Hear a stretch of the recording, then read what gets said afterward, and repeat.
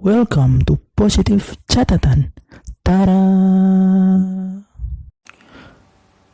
Assalamualaikum warahmatullahi wabarakatuh. Apa kabar sahabat Positif Catatan?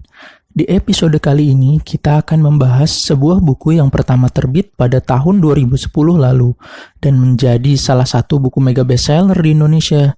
Buku ini berjudul 7 Keajaiban Rezeki yang ditulis oleh Ipo Santosa. Di buku ini, kita akan diajak untuk menguak bersama-sama apa sebenarnya yang menjadi 7 keajaiban rezeki tersebut.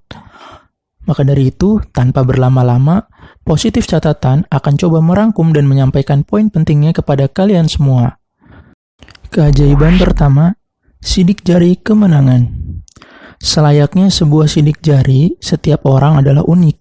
Setiap orang punya cara sendiri untuk meraih kemenangan dengan lebih cepat, yang mana cara tersebut mungkin hanya berlaku pada dirinya dan tidak berlaku untuk orang lain. Di tahap pertama ini, keajaiban pertama yakni sidik jari kemenangan mengajak kalian untuk perlu mengenali serta menggali lebih dalam. Apa sih sebenarnya sidik jari kemenangan kita? Keajaiban kedua, sepasang bidadari. Sepasang bidadari adalah istilah yang penulis sematkan pada dua faktor atau variabel penting lainnya bagi seseorang dalam meraih kesuksesan dan kelimpahan rezeki. Bidadari yang pertama adalah kedua orang tua kita, sementara bidadari yang kedua adalah pasangan kita, istri atau suami. Dalam konteks meraih kesuksesan, penting rasanya untuk menyelaraskan doa dan harapan yang diutarakan oleh kita, orang tua, serta pasangan kita, sehingga nantinya doa yang dipanjatkan oleh kita, orang tua kita, atau pasangan kita bisa selaras dan maksimal frekuensinya dengan apa yang kita cita-citakan. Dengan keselarasan itu, maka mencapai sebuah rezeki dan kesuksesan akan jauh menjadi lebih mudah. Keajaiban yang ketiga, golongan kanan. Penggunaan istilah golongan kanan di sini sebenarnya merupakan representasi dari otak kanan. Pada tahun 1810, Joseph Gali telah menemukan bahwa pusat pikiran dan perasaan itu berada di otak, bukan di hati ataupun jantung. Dan temuan ini telah diamini oleh seluruh pakar di sepanjang zaman. Otak manusia sendiri terbagi menjadi dua bagian. Ada otak kiri, ada juga otak kanan. Otak kiri cenderung terkait dengan pikiran sadar manusia, di mana ia sedikit banyak berhubungan dengan IQ, kognitif, realistis, analistik, kuantitatif, dan sebagainya. Sementara otak kanan cenderung terkait dengan pikiran bawah sadar, di mana ia berhubungan dengan emosional atau EQ, afektif, intuitif, imajinatif, artistik, kualitatif, spasial, paralel, lateral, dan sebagainya. Dalam sejumlah penelitian, otak kanan dan pikiran bawah sadar dikatakan menentukan 80% kesuksesan manusia, atau bisa dikatakan juga kapasitas manusia sekitar 80%-nya dipengaruhi oleh otak kanan atau pikiran bawah sadar. Oleh karena itulah, pada poin ketiga keajaiban rezeki ini, penulis mengajak kita agar menjadi golongan kanan, karena golongan kanan memiliki peluang yang lebih besar dalam meraih kesuksesan atau rezeki berlimpah.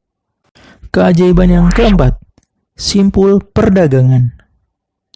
Penulis mengingatkan kita bahwa untuk menjadi manusia yang sukses dan berlimpah rezekinya, kita perlu mencontoh roadmap Nabi akhir zaman, yakni Nabi Muhammad SAW, yang mana beliau sukses sebagai pedagang. Selain itu, berdagang juga merupakan salah satu dari wasiat Nabi yang berbunyi, "Berdaganglah engkau, karena 9 dari 10 pintu rezeki itu berada di perdagangan." Dan inilah sebenarnya yang menjadi Pareto manusia. Inilah alasan mengapa segelintir orang bisa menguasai persentase rezeki atau kekayaan dari banyak orang di dunia, karena mereka bermain di wilayah 9 pintu, sehingga peluang berhasil itu jauh lebih besar, sementara kebanyakan orang pada umumnya bermain hanya di 1 pintu atau di luar perdagangan. Keajaiban yang kelima, perisai langit. Selayaknya perisai yang memiliki 5 sisi, maka perisai langit pun memiliki kelima sisinya. Kelima sisi itu adalah, yang pertama, pemberian atau sedekah. Yang kedua, sholat. Yang ketiga, sikap. Yang keempat, perkataan. Yang kelima, perbuatan. Kelima sisi ini sama-sama pentingnya. Sebagai contoh, kita bahas sedekah. Para ahli mengatakan bahwa sedekah memiliki manfaat yang begitu besar. Elizabeth Dunn dalam risetnya menyimpulkan, membelanjakan uang terhadap orang lain mendorong kebahagiaan. Kemudian, Alan Lux di bukunya menyimpulkan, menolong orang lain dapat mengurangi sakit, mengurangi stres, meningkatkan endorfin, dan meningkatkan kesehatan. Ini berdasarkan survei yang melibatkan 3.000 sukarelawan dan lebih dari 90%-nya mengaku demikian. Lebih jauh lagi, dalam ajaran agama pun sedekah merupakan hal yang dianjurkan. Dalam kitab suci Al-Quran misalnya, dikatakan pada surat Al-Baqarah ayat 261, perumpamaan orang-orang yang menafkahkan hartanya di jalan Allah atau sedekah adalah serupa dengan sebutir biji yang menumbuhkan 7 tangkai. Pada tiap-tiap tangkai itu berisi 100 biji, dan Allah melipat gandakan balasan bagi sesiapa yang dikehendakinya. Tak hanya itu, Nabi Muhammad pun menyampaikan beberapa pesan yang sebenarnya terkait dengan sedekah. Di antaranya, belilah semua kesulitanmu dengan sedekah. Obatilah penyakitmu dengan sedekah. Perbanyaklah sedekah, sebab sedekah dapat memanjangkan umur. Bersegeralah sedekah, sebab bala bencana tidak pernah mendahului sedekah. Selain itu, Khalifah Ali juga menasihati, pancinglah rezeki dengan sedekah. Maka jelaslah sudah mengapa sedekah menjadi faktor penting dalam 5 perisai ini. Untuk sisi kedua, yakni sholat, kita pun mengenal adanya sholat duha, tahajud, dan sholat tobat, yang mana sholat itu dapat memudahkan kita dalam meraih apa yang kita inginkan, serta melancarkan rezeki kita. Sisi yang ketiga, yakni sikap, di mana sikap ini merangkum sikap tawakal, syukur, sabar, husnudzon atau berprasangka baik. Sebagaimana yang kita ketahui bahwa Allah sebagaimana persangkaan hambanya, maka dari itu berprasangka baik merupakan bagian keajaiban rezeki. Sisi yang keempat adalah perkataan. Sisi ini meliputi segala perkataan baik, diantaranya zikir, istighfar, sholawat, dan sebagainya. Dengan perkataan baik, maka kita pun akan menjadi jauh lebih terarah dan menjadi pribadi yang jauh lebih baik lagi. Sisi yang kelima adalah perbuatan. Sisi ini meliputi berbakti kepada orang tua, menikah, memiliki keturunan, berhaji, berumroh, silaturahim, ikhtiar, dan berdagang. Keajaiban yang keenam, pembeda abadi.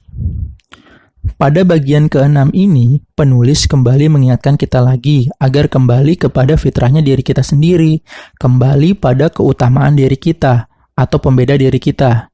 Tanpa mengetahui kekuatan dan potensi besar di dalam diri kita, maka kita pun akan sulit untuk mencapai kesuksesan. Lalu, bagaimana sih caranya untuk bisa mengetahui kekuatan utama kita? Buku ini mengajukan 5 pertanyaan yang memudahkan atau membantu kita untuk menemukan apa sih sebenarnya pembeda abadi kita ini.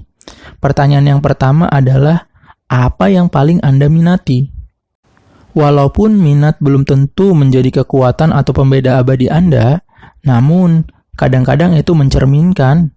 Selain itu, minat juga memunculkan gairah. Pertanyaan yang kedua, apakah yang paling Anda kuasai?